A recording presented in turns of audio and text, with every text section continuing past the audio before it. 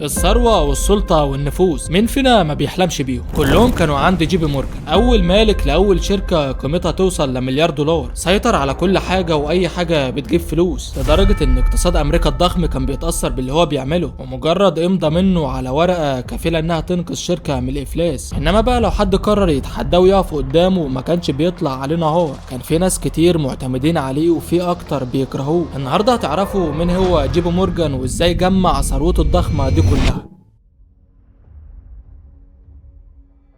جون اتولد في ولاية كونتيكت سنة 1837. والده كان جونيوس سبنسر مورجان، كان بيشتغل في بنك وغني جدا ومعاه فلوس، وكان عاوز جون ابنه يتعلم احسن تعليم علشان يبقى زيه لما يكبر. وبرغم من انه اتولد في عيلة غنية لكن حياته كانت صعبة. تخيل تبقى غني وعندك كل متع الحياة بس مش قادر تستمتع بيها، لان جون كان دايما مريض وعنده نوبات كحة شديدة وصداع وامراض تانية. طفل صغير مش قادر يستمتع بحياته ويلعب مع الاطفال اللي زيه، وكان دايما قاعد في البيت تعبان. بس تتوقع هيستسلم للتعب؟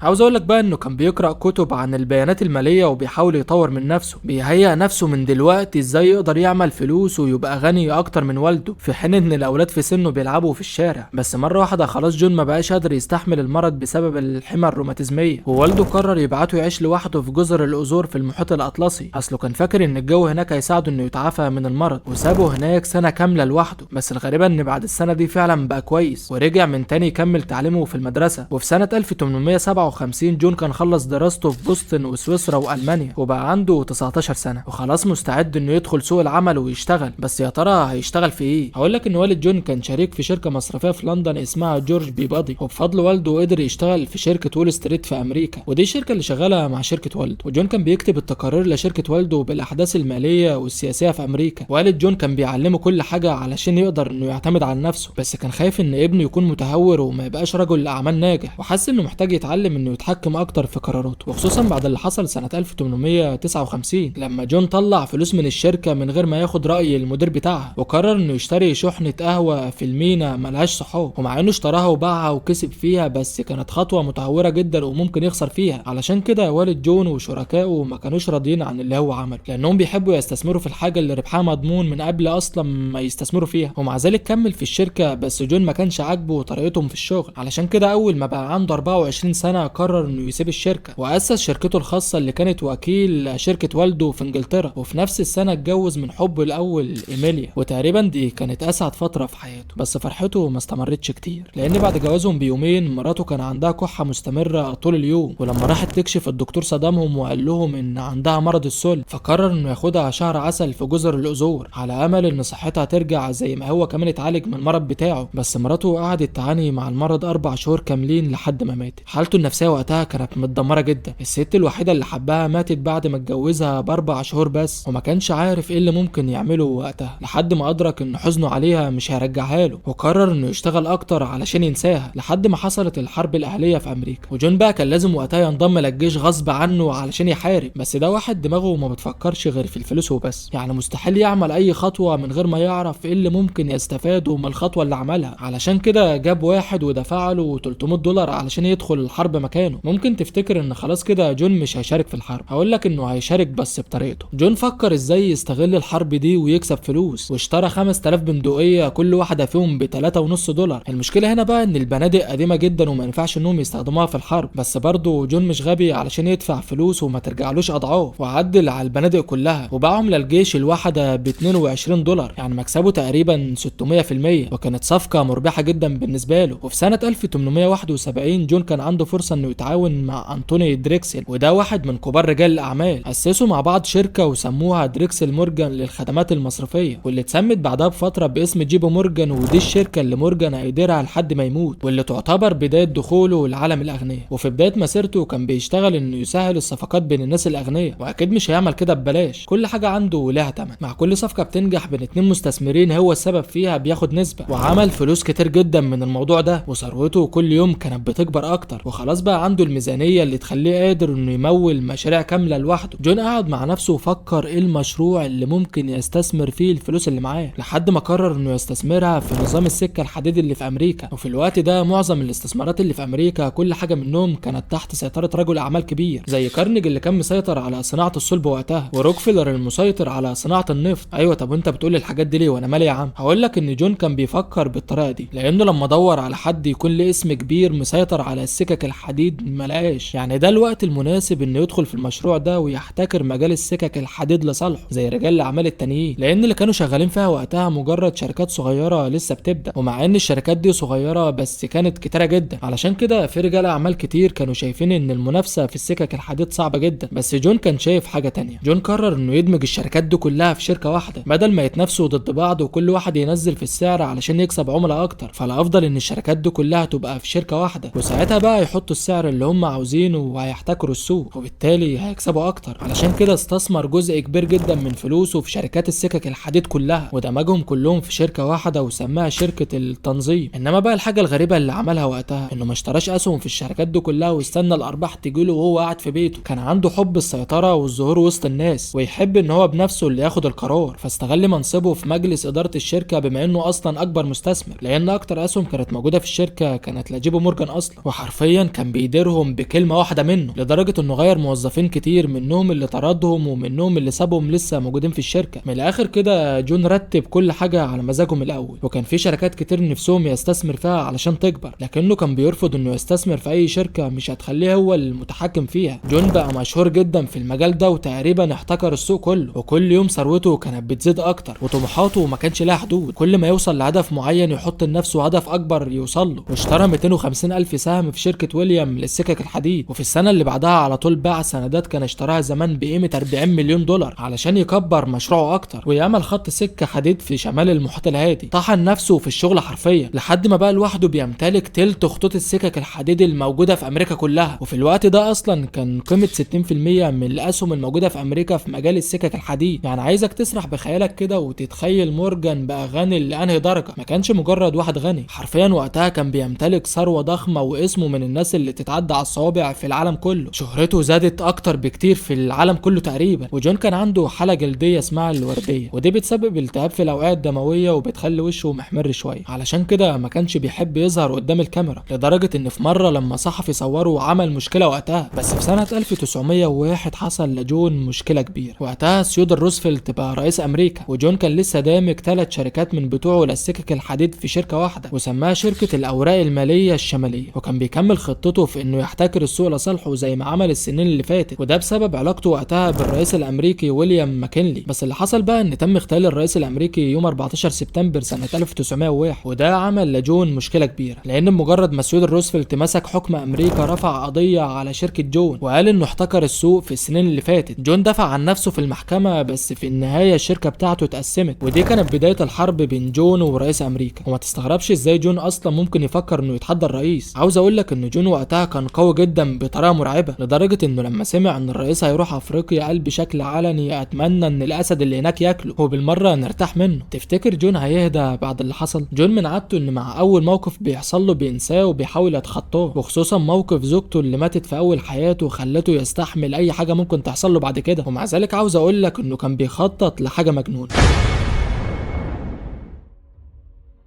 في نفس السنة شركة كارنيجي للصلب كانت قوية جدا، حرفيا سيطرت على صناعة الصلب في أمريكا كلها، وكانت واحدة من أكبر الشركات في أمريكا وبتعمل صافي أرباح 40 مليون دولار في السنة. بس كارنيجي خلاص كبر في السن وقرر إنه يسيب الشغل ويستمتع بحياته في آخر كام سنة ليه، علشان كده كان عاوز يبيع شركته. بس هو مين ده اللي ممكن يشتري شركة بتعمل أرباح 40 مليون دولار في السنة؟ وده وقتها كان رقم ضخم جدا. تتوقع مين ممكن يشتريها؟ مش محتاجة طبعا، أكيد جون. راح لكارنيجي وشرب معاه كوبايتين الشاي وقال له أنت طالب كام في شركتك؟ فقال له اهدى على نفسك بس شويه، ما تعرضهاش كده علشان ما تتخضش. لا بقى انا عاوز اعرف انت طالب فيها كام. انا يا سيدي طالب فيها 480 مليون، تقدر تدفع؟ قبل ما يكمل كلمته كان جون كاتب له شيك ب 480 مليون على الجزمه. ولما اتسال بعدها في لقاء صحفي قال انه كان مستعد يدفع اكتر كمان 100 مليون دولار لو كان طلب اكتر، ودي كانت اكبر صفقه وقتها. انا شايف والله خلاص كده بقى يا عم جون بقى معاك فلوس كتير. لا برضه عاوز اقول لك ان دي لسه البدايه. اول ما اشترى شركه كارنيجي ستيل سنه 1901 على طول دمجها مع شركه فيدرال ستيل ستيل، ودمج معاهم كمان شركات تانية وبقت شركة واحدة بس اسمها يو اس ستيل، وده اول شركة في العالم قيمتها توصل مليار و400 مليون دولار. جون حرفيا كان مسيطر على تلتين صناعة الصلب في امريكا، ووقتها كانت صناعة الصلب والسكك الحديد هم اكبر صناعتين بيدخلوا ارباح للبلد، وجون كان مسيطر على الاتنين ومع ذلك برضه لسه ما اكتفاش، قعد يدور على مجال تاني يستثمر فيه فلوسه. ما الفلوس برضه لازم تشتغل وتجيب فلوس، قعدتها كده ملهاش لازمه. ده اتعلم الحاجات دي اصلا لما كان عنده 10 سنين. المهم قرر انه يمول التجارب اللي توماس اديسون كان بيعملها في مجال الكهرباء، ودمج شركه توماس اديسون مع شركات تانية للكهرباء، وعمل شركه كبيره سماها جنرال الكتريك. كان عنده موهبه في انه يجمع الشركات الصغيره في شركه ضخمه علشان يخليها تسيطر على السوق ومفيش حد يقف قدامها. بس حصل مشكله كبيره وقتها، لان فجاه معظم الصناعات ما بقتش شغاله كويس في امريكا، وناس كتير اتطردوا من شغلهم ونسبه البطاله زادت. حرفيا الاقتصاد الامريكي اتدمر وقتها، والاسهم قيمتها نزلت للنص، وشركات كتير قفلت وبنوك فلست، والمستثمرين باعوا سنداتهم الامريكيه وخدوا مكانها ذهب، وده خلى الاحتياطي الامريكي يقل بشكل كبير جدا، لان كل دولار الحكومه بتطبعه وكان فيه قصاده احتياطي من الذهب، وكان اي حد يقدر يحول دولاراته لذهب وبسعر ثابت، واظن مفيش ضمان للعمله اكتر من كده. علشان كده الحكومه الامريكيه وقتها كان عندها بما لا يقل عن 100 مليون دولار من سبائك الذهب، وده طبعا علشان يدعموا الدولار وما يقعش. بس في سنه 1895 معظم الذهب ده اختفى، لان في ناس كتير سحبوا سنداتهم في البنوك وحولوها لذهب، والوضع لو استمر على كده واحتياطي الذهب اللي عندهم خلص، امريكا هتعلن افلاسها على المستوى الدولي. تقريبا اتسحب اكتر من 9 مليون دولار من الاحتياطي اللي عندهم، وامريكا وقتها ما كانش عندهم بنك مركزي زي دلوقتي علشان ينقذهم، ورئيس امريكا لازم يتصرف بسرعه. بس جون كان واخد باله كويس من اللي بيحصل، وسافر واشنطن علشان يقابل الرئيس، وحط خطته علشان ينقذ امريكا من الكارثه الاقتصاديه اللي بتهددها، وقرر يعمل نقابه خاصه بتتكون من اكبر ناس مستثمرين في البلد، ونقابته عرضت انها تشتري سندات ذهب بقيمه 65 مليون دولار لمده 30 سنه، والسندات دي سعرها بيتحرك مع تحرك اسعار الذهب في امريكا، واشترى سندات بمقابل 3.5 مليون اونصه من الذهب، وعلى طول الرئيس وقع على الاتفاقيه، وجون بعت رساله لرجالته في نيويورك وقال لهم ينفذوا الاتفاق على طول، وفي 22 دقيقه بس اشتروا كل سندات الذهب في امريكا كلها. جون حرفيا انقذ الاقتصاد الامريكي في 22 دقيقه. طبعا انت دلوقتي مستغرب هو ليه عمل كده؟ اكيد جون مش كريم للدرجه دي يعني علشان ينقذ امريكا بفلوسه، ده اشترى السندات وقتها باسعار قليله جدا بسبب الازمه اللي حصلت، ولما السوق وقف على رجله تاني كسب اضعاف الفلوس اللي دفعها، علشان كده اتسمى وقتها بالمنقذ الاقتصادي. وبرغم انه انقذ الحكومه بس في نفس الوقت رعبها، ازاي واحد بس قدر انه ينقذ اقتصاد دوله كامله؟ ولما هو قدر ينقذ امريكا بفلوسه وعلاقاته في 22 دقيقه بس، امال ايه اللي يقدر يعمله تاني؟ والحكومه فكرت في اللي عمل. يا ترى عمل كده علشان يترشح في الانتخابات اللي جايه، ولا استغل الفرصه علشان يكسب فلوس؟ المنافسه وقتها كانت شرسه جدا بين الحكومه واصحاب البنوك الضخمه، بس جون ما كانش عنده اطماع في السلطه، لانه بالفعل اللي معاه مش مع اي حد، واتبرع هو واصحابه ورجال الاعمال لرئيس امريكا اللي ترشح في الانتخابات وقتها، وبعد اللي عمله علاقته بقت اقوى مع الحكومه. بس دي ما كانتش المره الوحيده اللي جون انقذ فيها الاقتصاد الامريكي، لان في سنه 1907 امريكا حصل فيها ازمه ماليه اكبر من الازمه اللي فاتت. كانت وقتها معظم البنوك هتفلس، لان في ناس كتير جدا وقفوا قدام البنوك علشان يسحبوا الفلوس اللي في حساباتهم، لدرجه ان الحكومه بنفسها قالوا للموظفين البنوك يكونوا ابطأ في التعامل مع العملاء علشان ياخروهم ويقللوا معدل سحب الفلوس في الدقيقه. الوضع كان كارثي وقتها، الموضوع كله مجرد وقت مش اكتر والبنوك هتفلس. علشان كده الرئيس شاف ان من مصلحه امريكا ان الحكومه والشركات الكبيره في البلد يشتغلوا مع بعض علشان يعدوا الازمه، وكلم بنك جي بي مورجان علشان ينقذه. وجون على طول استجاب للرئيس وكلم اكبر رجال اعمال في البلد، وقال لهم ان في بنوك هتفلس ومش هنقدر ننقذها، بس في بنوك تانية ممكن نقدر ننقذها بسرعه. وعلى طول هو وشركائه حطوا مبالغ ضخمه في البنوك علشان ما تفلسش، ووزاره الخزانه الامريكيه وقتها ساهمت ب 25 مليون دولار، لان الرئيس كان بيثق في خطط جون الاقتصاديه بشكل كبير، وجون قدر انه ينقذ الوضع وقتها. عاوز اقول لك ان جون وقتها كان عنده 70 سنه، وبعدها الناس ثقتهم بدات ترجع في البنوك من تاني، والناس اعتبروه البطل المنقذ للاقتصاد الامريكي. بس ادركوا ان الشعب كله معتمد على راجل واحد بس، ومعنى كده ان لو الراجل ده حصل له اي حاجه محدش يقدر ينقذه، والناس كلها كانت مركزه معاه، لدرجه ان الشعب الامريكي بدا يحقد على رجال الاعمال دول بشكل كبير، وده لان عندهم سلطه وفلوس ملهاش نهايه. وسموا معظم رجال الاعمال وقتها باللصوص البارونيين زي كارنيجي ستيل وجون روكفلر